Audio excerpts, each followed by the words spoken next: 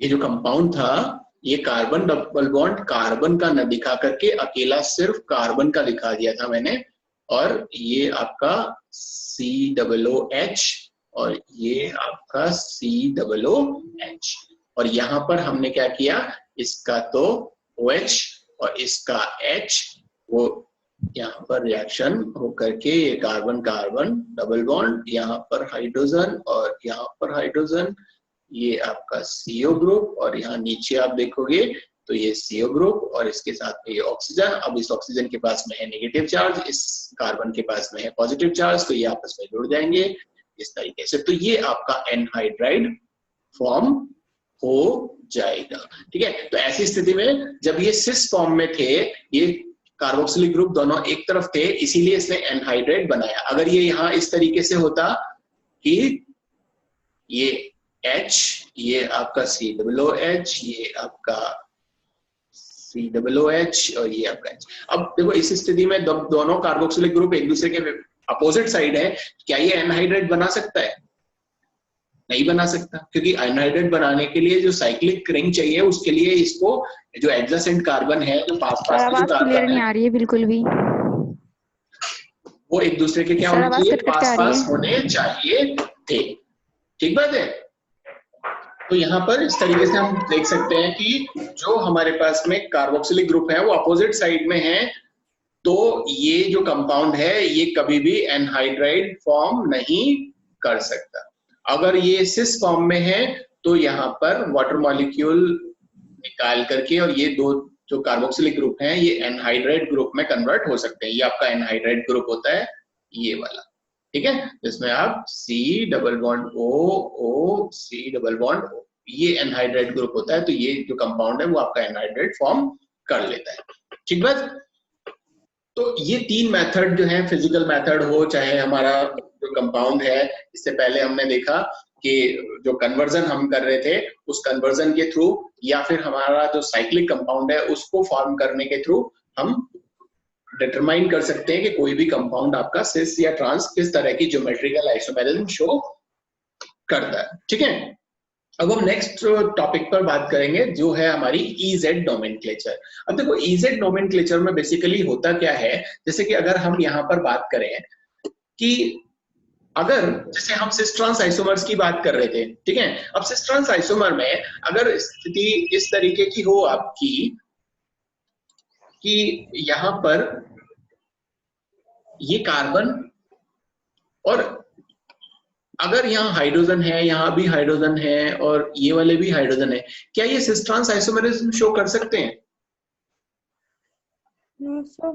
नहीं करेगा, क्योंकि मैंने आपको बताया था कि कार्बन के पास में क्या होना चाहिए, दो ग्रुप जो हैं ये दोनों डिफरेंट होने चाहिए, लेकिन यहाँ पर दोनों ही स्थितियों में क्या है, सेम ग्रुप यहाँ पर प्रेजेंट है सर, ठीक है ना।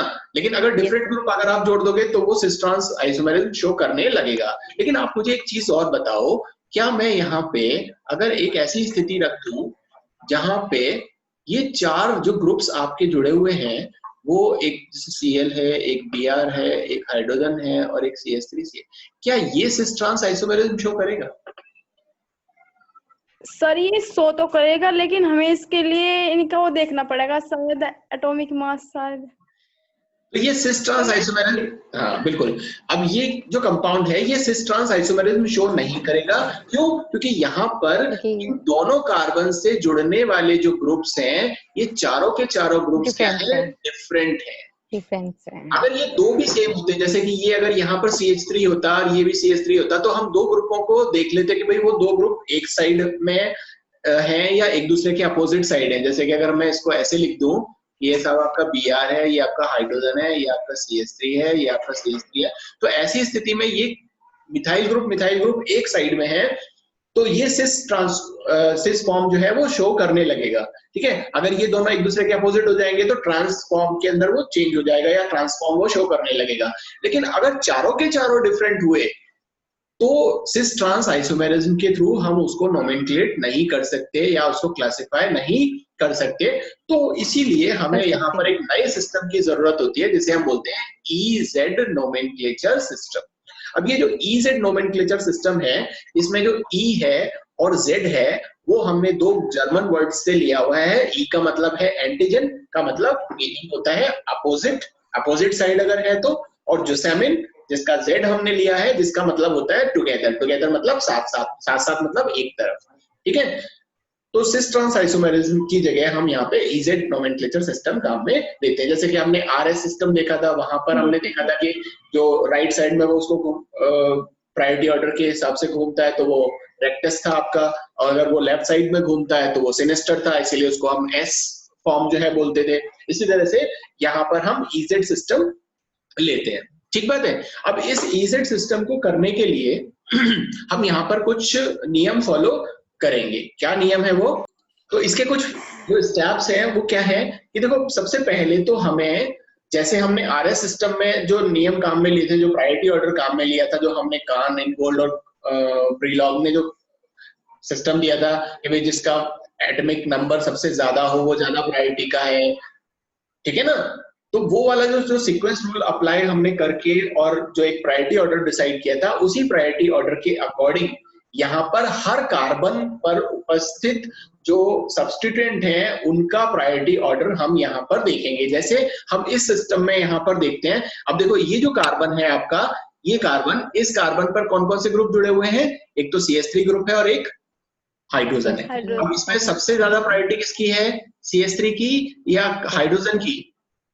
CH3 की। तो इसका मतलब यहाँ पर हम लिख देते हैं कि भाई CH3 जो है वो ज्यादा प्रायोरिटी रखता है। ऐसे ही यहाँ पर क्लोरीन और ब्रोमीन में अगर हम देखें तो किसकी प्रायोरिटी ज्यादा है? ब्रोमीन की, हाँ है ना। अब ये जो ज्यादा प्रायोरिटी वाले जो ग्रुप्स हैं, एक तो CH3 और एक ये Br, इनकी स्थिति देख लेते हैं कि ये ज्यादा प्रायोरिटी वाले ग्रुप एक साइड में है या एक दूसरे के अपोजिट साइड में। तो आप यहाँ देखोगे कि इस कार्बन पर तो CH3 लेफ्ट साइड में है जिसकी प्रायोरिटी ज्यादा है, और इस कार्बन पर जो Br है उसकी प्रायोरिटी ज्यादा है और ये राइट साइड में है। तो ये दोनों जो है वो एक दूसरे के अपोजिट साइड में प्रेजेंट है, और एक दूसरे के अपोजिट साइड में प्रेजेंट होंगे तो ये कौन सा होगा? E सिस्टम होगा या Z सिस्टम?